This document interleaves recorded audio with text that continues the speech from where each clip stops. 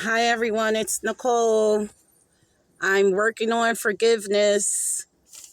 Yes, I'm working on forgiveness. I have to, forgive myself for holding on to bitterness, anger, and grudges.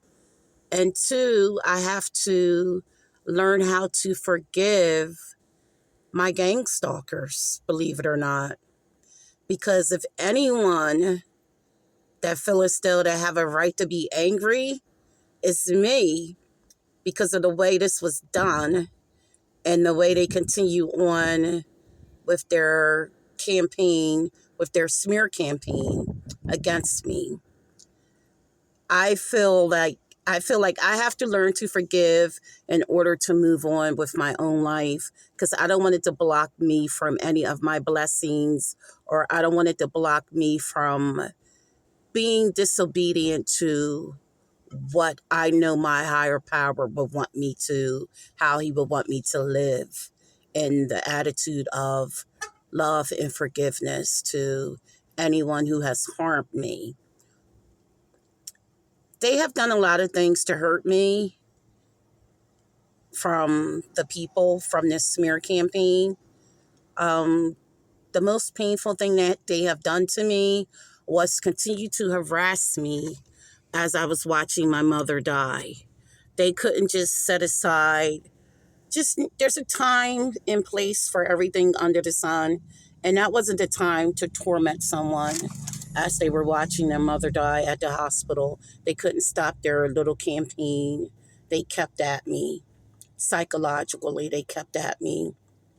So that was the most painful thing that was done to me at the hospital when my mom was dying. After my mom died, I received a card in the mail, and it said, "Sorry for the loss of your dog." Yeah, that hurt me because my mother wasn't a dog. And yet I received this card in the mail. And I know that they, I know that they meant that card from my mother because, after all, I'm a target and I've been harassed and I've been called a dog myself, among many, many, many, many, many other names. So I received that card. Sorry for the loss of your dog. And my mom, when she was alive, I would share with her bits and pieces of what was happening to me. And some of it she believed me and some of it she didn't. And but I believe that once she got to the hospital, she was able to see the smear campaign. She was able to see some of the evil, some of the evil motives of some of the people there. And she actually called home to my daughter and said, "You know what? I think a particular nurse wants to really see me die." And I said to myself, she's starting to see. And when we first got to the hospital, one of the nurses said, "Oh, you're at death's door." I just couldn't believe my ears that someone in that field would say such a thing. I've cared for many, many, many people, men and women who were sick and dying. And I would not even one time consider saying any of such a cruel comment to a family member who is about to lose their mother or their father. I just would not say such an evil remark. But I tolerated, such evil remarks at the hospital, being called trash, being told to get lost over, once my mom died, over her body. A nurse actually told me to get lost. And I had to compose myself in those scenarios. So I'm working on releasing my anger, releasing my bitterness, releasing those hurtful memories of what was done to me in this smear campaign. Because when I start thinking about what's been happening and what's still happening, I can, become an angry person and I can lash out at number one. We lash out to people closest to us.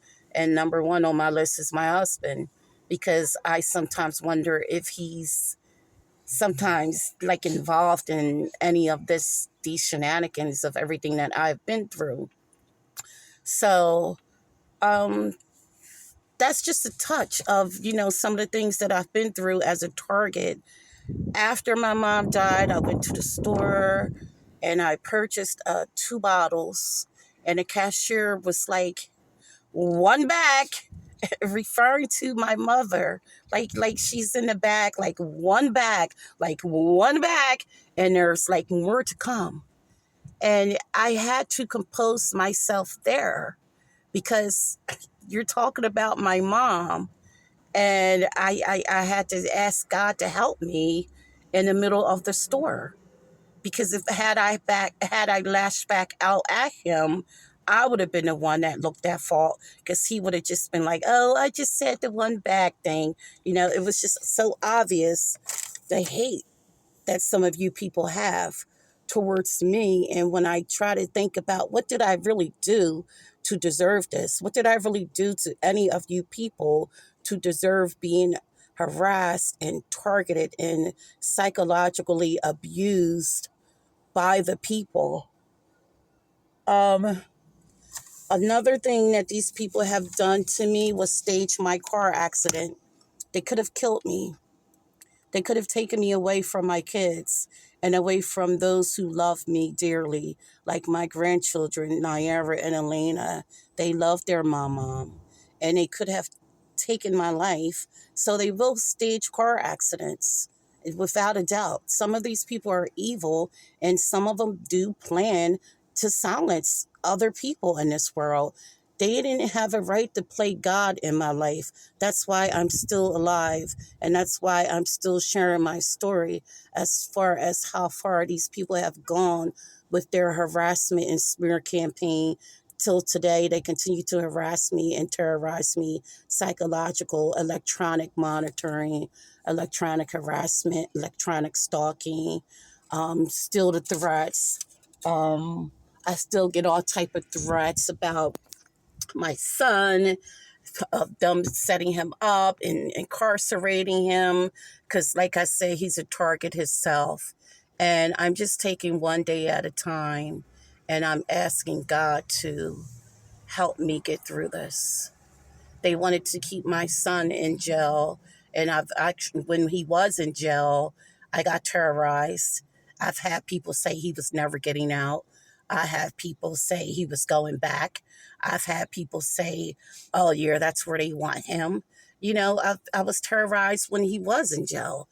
So I am asking God to help me to forgive. Help me to forgive, because a lot was done to me. And I'm not sure what was done to any other TIs, but yeah, I'm at the top of their list as far as their level of harassment and the way they go about tormenting me psychologically, mentally, and emotionally, waiting for my downfall or the downfall of anyone else in the family.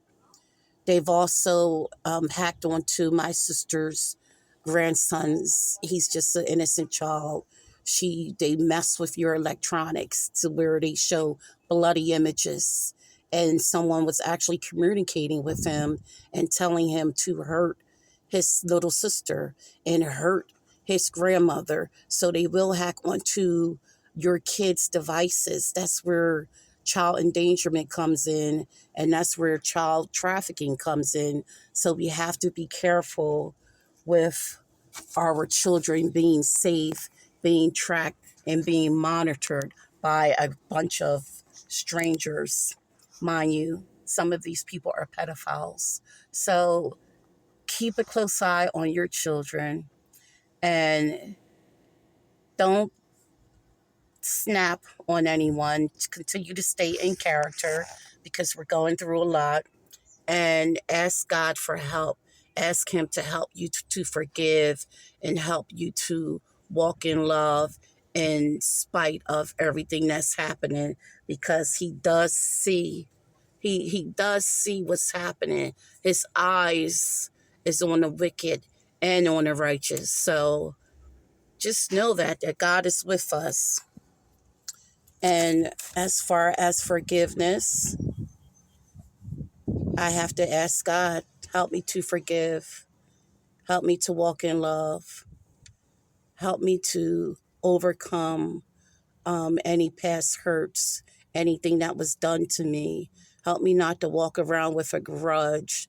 Help me not to show hatred back towards them. And when I think about forgiveness, I think about Jesus, how he hung on the cross and he actually prayed. He said, "Father, forgive them, for they know not what they do." So I'm going to say that same exact prayer. Father, forgive them, for they know not what they do. And only by your strength and only by your grace, I can move myself forward and release all of the hurt, all of the pain, all of the agony, all of the bitterness that I have towards any mankind. Although I still go out and I prepare myself to get up every night and still care for other people's mothers and other people's fathers, in spite of what happened to me, Lord, give me the strength to continue to fight the good fight and finish the race. Be blessed. Walk in forgiveness. And if Jesus set the perfect example, Father, forgive them, for they know not what they do. You cannot do this in your own strength. Ask God to give you the strength to walk in his divine love, and he will help you get through anything in your life. Be blessed.